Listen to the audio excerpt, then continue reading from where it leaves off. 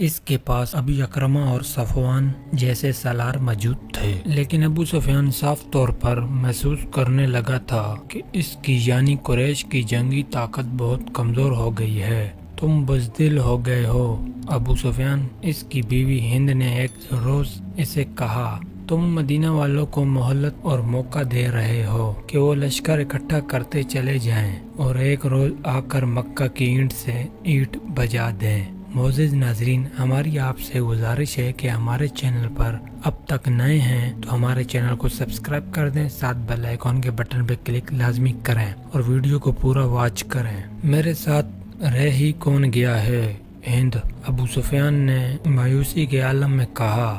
مجھے اس شخص کی بیوی کہلاتے شرم آتی ہے جو اپنے خاندان اور اپنے قبیلے کے مقتولین کے خون کا انتقام لینے سے ڈرتا ہے۔ ہند نے کہا، میں قتل کر سکتا ہوں۔ ابو سفیان نے کہا، میں قتل ہو سکتا ہوں، میں بزدل نہیں، ڈرپوک بھی نہیں، لیکن میں اپنے وعدے سے نہیں پھر سکتا۔ کیا تم بھول گئے ہو کہ حدیبیہ میں محمد صلی اللہ علیہ وسلم کے ساتھ میرا کیا معاہدہ ہوا تھا؟ اہل قریش اور مسلمان 10 سال تک آپس میں نہیں لڑیں گے۔ اگر میں معاہدہ توڑ دوں اور میدان جنگ میں مسلمان ہم پر غالب آ جائیں تو تم مت لڑو۔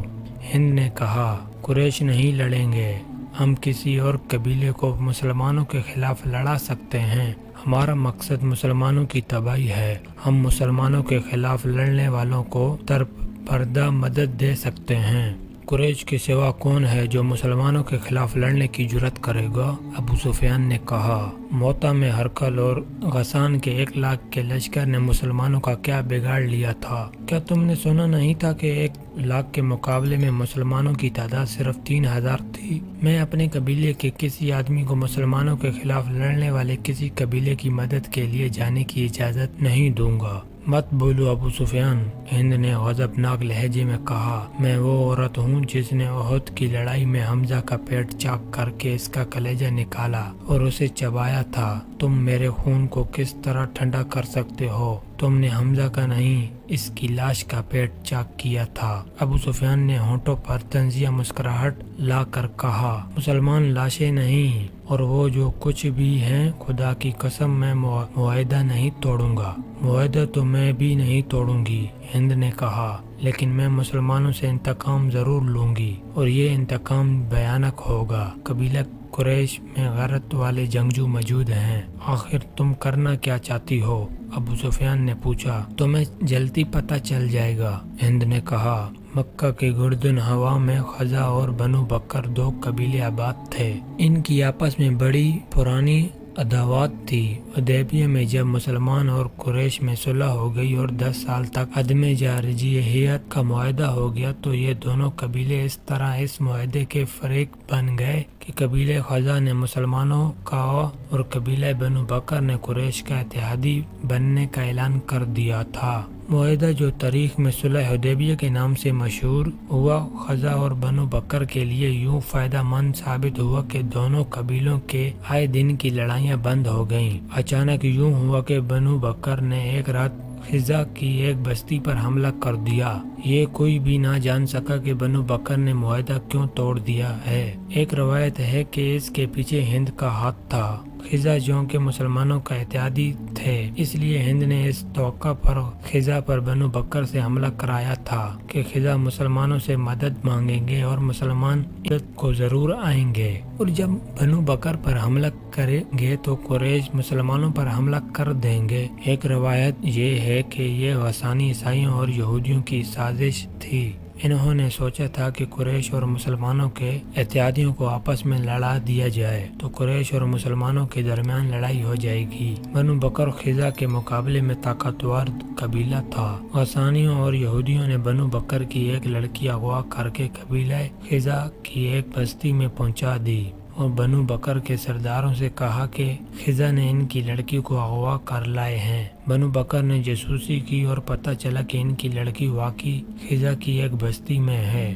ہند نے اپنے خاوند ابو سفیان کو بتائے بغیر قریش کے کچھ آدمی بنو بکر کو دے دیے۔ ان میں قریش کے مشہور سالار اکرمہ اور صفوان بھی تھے۔ چونکہ حملہ رات کو کیا گیا تھا، اس اس لیے خزا کی 20 آدمی مارے گئے۔ یہ راز ہر کسی کو معلوم ہو گیا کہ بنو بکر کے حملے میں قریش کے آدمی مدد کے لیے گئے تھے۔ خزا کا سردار اپنے ساتھ 2-3 آدمی لے کر مدینہ چلا گیا۔ خزا غیر مسلم قبیلہ تھا۔ خزا کے یہ آدمی حضور صلی اللہ علیہ وسلم کے پاس پہنچے اور آپ صلی اللہ علیہ وسلم کو بتایا کہ بنو بکر نے قریش کی پشت پناہی سے حملہ کیا اور قریش کے کچھ جنگجو بھی اس حملے میں شریک تھے۔ خزا کے ایلچی نے حضور صلی اللہ علیہ وسلم کو بتایا کہ اکرمہ اور صفوان بھی اس حملے میں شامل تھے۔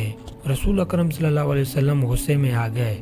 یہ معاہدے کی خلاف ورزی تھی۔ آپ صلی اللہ علیہ وسلم نے مجاہدین کو تیاری کا حکم دے دیا۔ محرخ لکھتے ہیں کہ رسول اللہ صلی اللہ علیہ وسلم کا رد عمل بڑا ہی شدید تھا۔ اگر معاملہ صرف بنو بکر اور خزا کی آپس میں لڑائی کا ہوتا تو حضور صلی اللہ علیہ وسلم شاید کچھ اور فیصلہ کرتے، لیکن بنو بکر کے حملے میں قریش کے نامی گرامی سالار اکرمہ اور صفوان بھی شامل تھے۔ اس لیے آپ صلی اللہ علیہ وسلم نے فرمایا کہ معاہدے کی خلاف ورزی کی ذمہ داری اہل قریش پر عائد ہوتی ہے۔ ابو سفیان نے صلح حدیبیہ کے خلاف ورزی کی ہے۔ مدینہ کی گلیوں اور گھروں میں آوازیں سنائی دینے لگی، رسول اللہ صلی اللہ علیہ وسلم کے حکم پر ہم مکہ کی اینٹ سے اینٹ بجا دیں گے۔ اب قریش کو ہم اپنے قدموں میں بٹھا کر دم لیں گے۔ رسول خدا صلی اللہ علیہ وسلم نے مکہ پر حملے کی تیاری کا حکم دے دیا۔ ابو سفیان کو اتنا ہی پتہ چلا تھا کہ بنو بکر نے خزا پر شب خون کی طرز کا حملہ کیا ہے اور خزا کے کچھ آدمی مارے گئے ہیں۔ اسے یاد آیا کہ اکرمہ اور صفوان صبح سویرے گھوڑوں پر سوار کہیں سے آ رہے تھے۔ اس نے ان سے پوچھا تھا کہ وہ کہاں سے آ رہے ہیں، تو انہوں نے جھوٹ بولا تاکہ وہ گھوڑے دوڑانے کے لیے گئے تھے۔ دوپہر کے وقت جب اسے پتہ چلا کہ بنو بکر نے خزا پر حملہ کیا ہے تو اس نے اکرمہ اور صفوان کو بلایا۔ تم دونوں مجھے کس طرح یقین دلا سکتے ہو کہ خزا کی بستی پر بنو بکر کے حملے میں تم شریک نہیں تھے؟ ابو سفیان نے ان سے پوچھا، کیا تم بھول گئے ہو کہ بنو بکر ہمارے دوست ہیں؟ صفوان نے کہا، اگر دوست مدد کے لیے پکارے تو کیا تم دوستوں کو پیٹھ دکھاؤ گے؟ میں کچھ بھی نہیں بھولا۔ ابو سفیان نے کہا، خدا کی قسم تم بھول گئے ہو کہ قبیلہ قریش کا سردار کون ہے؟ میں ہوں تمہارا سردار۔ میری اجازت کے بغیر تم کسی اور کے ساتھ نہیں دے سکتے۔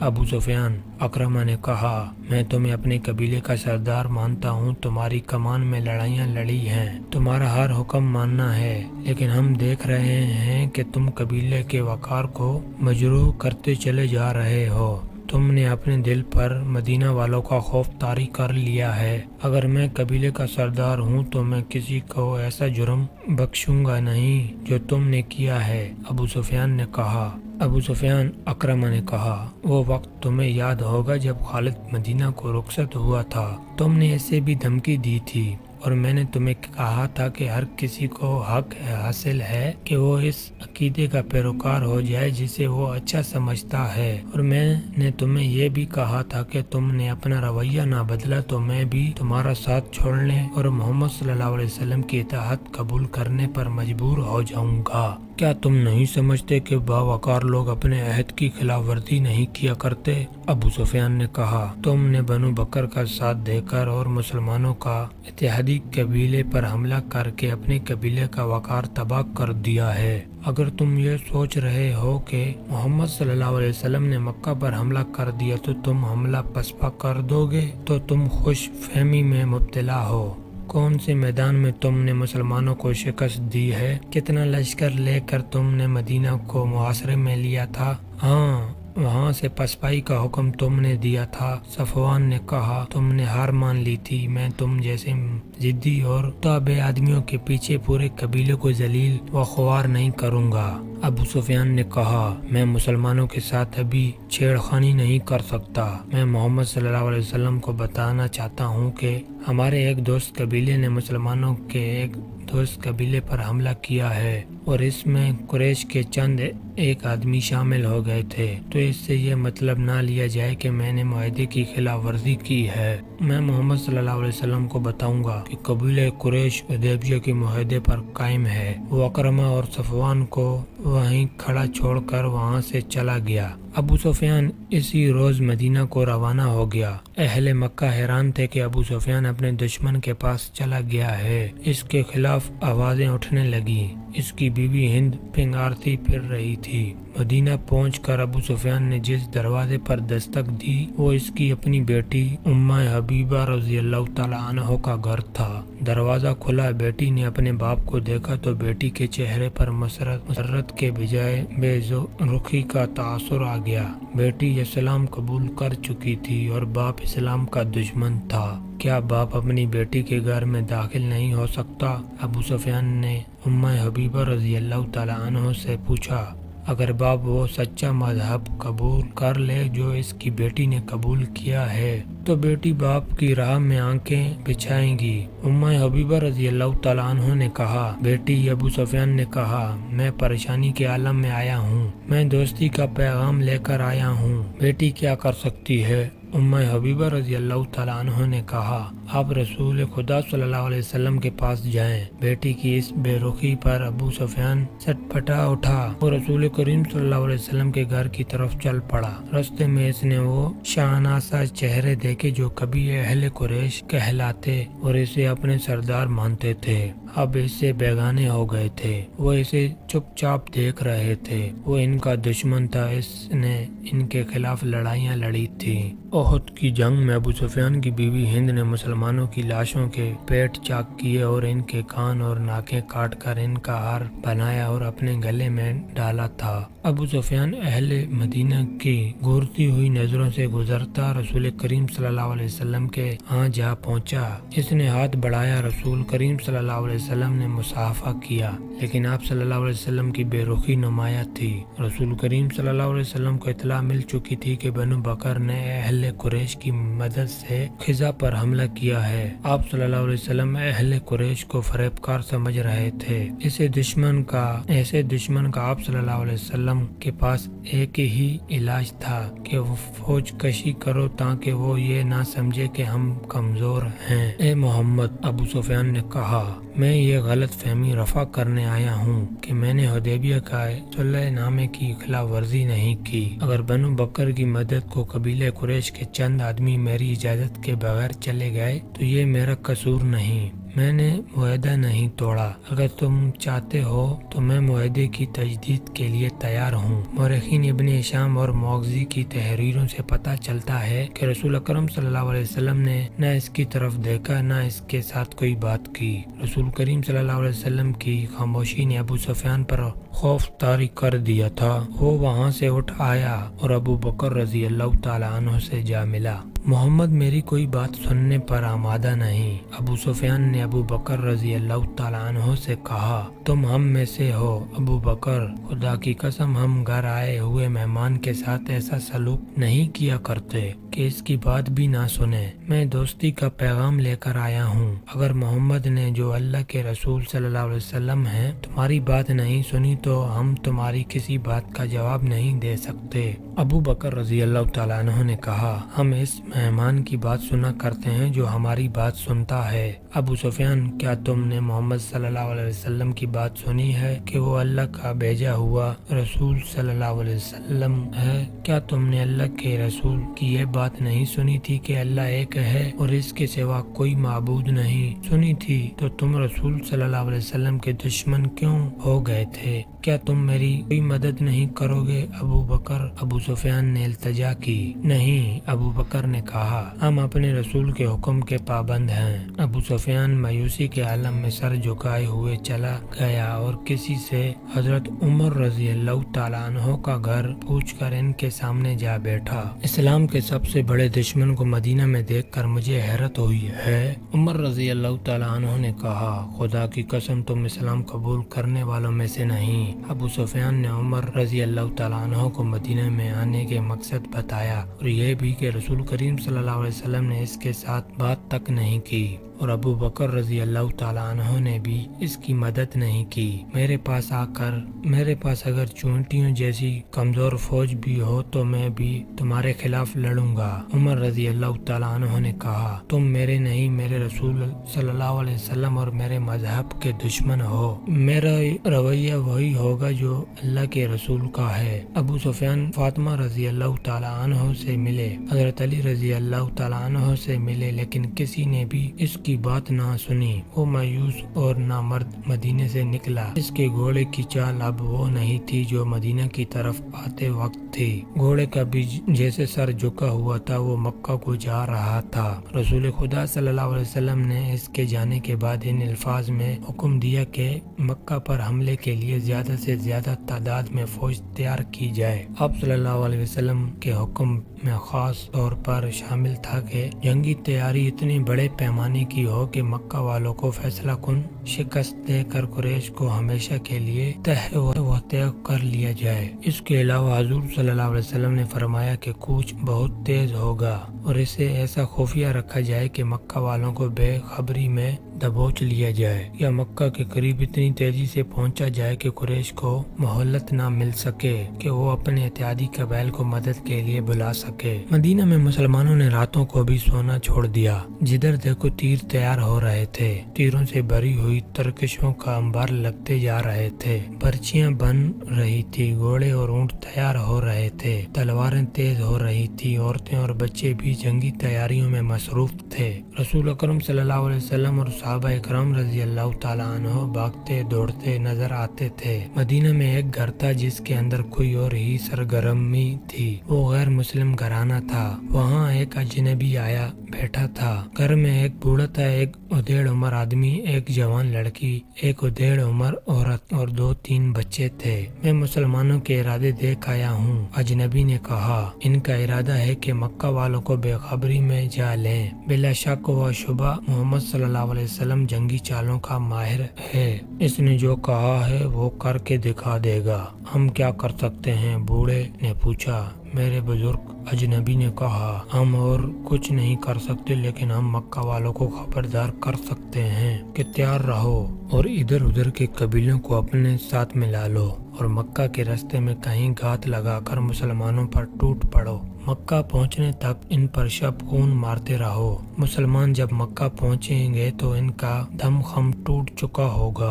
कसम इसकी जिसे मैं पूछता हूँ, बूढ़े ने जोशीली आवाज में कहा। तुम अक्ल वाले हो, तुम खुदाई यहूदा के सच्चे पुजारी हो।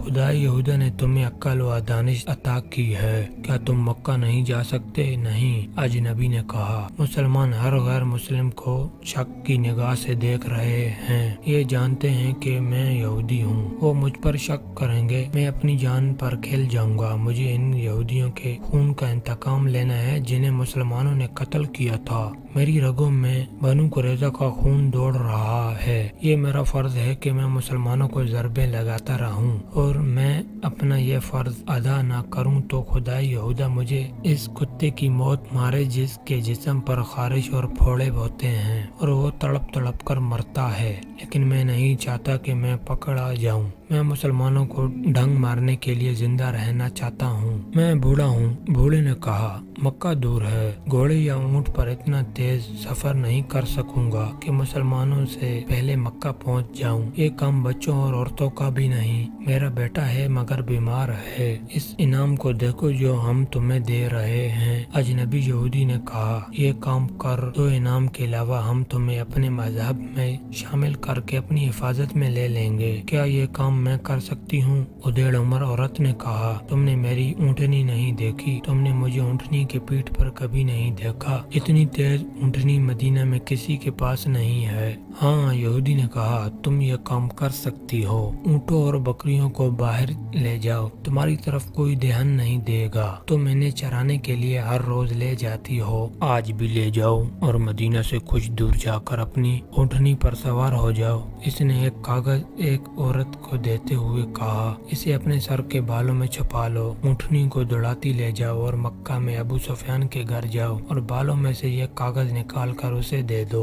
लाओ, औरत ने कागज लेते हुए कहा, मेरा इनाम मेरे दूसरे हाथ पर रख दो और इस यकीन के साथ मेरे घर से जाओ कि मुसलमान मक्का से वापस आएंगे तो इनकी तादाद आधी भी नहीं होगी और इनके सर झुके हुए होंगे और शिकस्त इनके चेहरों पर लिखी हुई होगी। यहूदी ने सोने के 3 टुकड़े औरत को दे दिए और बोला, ये इस इनाम का नस्फ हिस्सा है जो हम तुम्हें इस वक्त देंगे जब तुम ये पैगाम अबू सुफियान के हाथ में देकर वापस आ जाओगी। अगर मैंने काम कर दिया और जिंदा वापस न आ सकी तो बाकी इनाम तुम्हारे बीमार खावंद को मिलेगा। यहूदी ने कहा, ये औरत किसी भी तारीख में नाम नहीं याद किया, ये औरत किसी भी तारीख में नाम नहीं दिया गया। अपने ऊँट और बकरियां चराने के लिए ले गई। इन्हें वो हाँकती जा रही थी। किसी ने भी ना देखा कि ऊँटों की पीठें लगी नंगी थी, लेकिन किसी ने भी ना देखा कि ऊँटों की पीठें नंगी थी, लेकिन एक ऊँटनी सवारी के लिए तैयार की गई थी। इसके साथ पानी का मशकीजा और थैला भी बांधा हुआ था। औरत इस रेवड़ को शहर से दूर ले गई। बहुत देर गुजर गई तो यहूदी ने इस जवान लड़की को जो घर में थी कहा, वो जा चुकी होगी, तुम जाओ और ऊँटों और बकरियों को शाम के वक्त वापस ले आना। वो लड़की हाथ में गधेड़ियों वाली लाठी लेकर बाहर निकल गई, लेकिन वो शहर से बाहर जाने के बजाय शहर के अंदर चली गई। वो इस तरह इधर उधर देखती जा रही थी जैसे किसी को ढूंढ रही हो। वो गलियों में से गुजरी और एक मैदान में जा रुकी। वहाँ बहुत से मुसलमान ढालें और तलवारें लिए तेगजनी की मशक कर रहे थे। एक तरफ शितर दौड़ हो रही थी और तमाशाइयों का भी हजूम था। लड़की इस हजूम के इर्द गिर्द घूमने लगी। ये किसी को ढूंढ रही थी।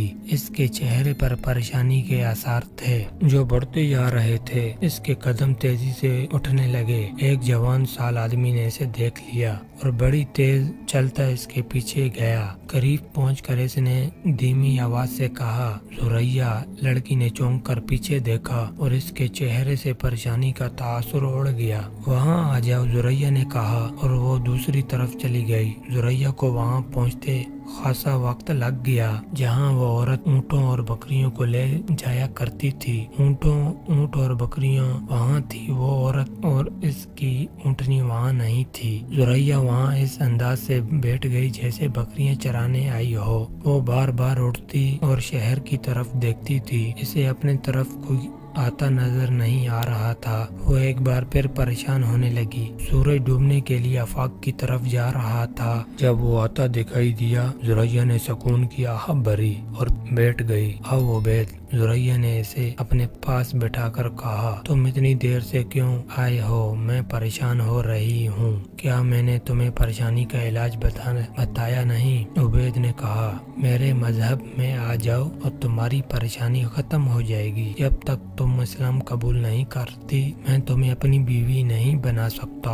ये बातें फिर कर लेंगे, जुरैया ने कहा, लेकिन आज मेरे दिल पर बोझ आ पड़ा है। क्या बोझ? कैसा बोझ? मुसलमान मक्का पर हमला करने जा रहे हैं। जुरैया ने कहा, तुम ना जाओ उबैद, तुम्हें अपने मजहब की कसम ना जाना। कहीं ऐसा ना हो मक्का वालों में इतनी जान नहीं रही कि हमारे मुकाबले में जम सकें। उबैद ने कहा, लेकिन जुरैया, इनमें जान हो ना हो, मुझे अगर मेरे रसूल सल्लल्लाहु अलैहि वसल्लम आग में कूद जाने का हुक्म देंगे तो मैं आप सल्लल्लाहु अलैहि वसल्लम का हुक्म मानूंगा। दिल पर बोझ ना डालो जुरैया। हमारा हमला ऐसा होगा कि इन्हें इस वक्त हमारी खबर होगी जब हमारी तलवारें इनकी सरों पर चमक रही होंगी। ऐसा नहीं होगा उबैद, ऐसा नहीं होगा। वो घात में बैठे होंगे। आज रात के पिछले पहर या कल सुबह अबू सुफियान को पैगाम मिल जाएगा कि मुसलमान तुम्हें बेखबरी में दबोचने के लिए आ रहे हैं। तुम ना जाना उबैद, कुरैश और इनके दोस्त कबीले तैयार होंगे। क्या कह रही हो जुरैया? उबैद ने बदक कर पूछा। अबू सुफियान को किसने पैगाम भेजा है? एक यहूदी ने, जुरैया ने कहा, और पैगाम मेरे बड़े भाई की बीवी लेकर गई है। मेरी मोहब्बत का अंदाजा करो उबैद, मैंने तुम्हें वो राज दे दिया जो मुझे नहीं देना चाहिए था। ये सिर्फ इसलिए दिया कि तुम किसी बहाने रुक जाओ। कुरैश اور دوسرے قبیلے مسلمانوں کے گشت و خون کریں گے کہ کوئی قسمت والا مسلمان زندہ واپس آئے گا۔ عبید نے اس سے پوچھ لیا کہ اس کے بھائی کی بیوی کس طرح اور کس وقت روانہ ہوئی ہے۔ عبید اٹھ کھڑا ہوا اور زریہ جیسی حسین اور نوجوان لڑکی اور اس کی والہانہ محبت کو نظر انداز کر کے شہر کی طرف دوڑ پڑا۔ اسے زریہ کی آوازیں سنائی دیتی رہیں، عبید رک جاؤ عبید، اور عبید زریہ کی نظروں سے اوجھل ہو گیا۔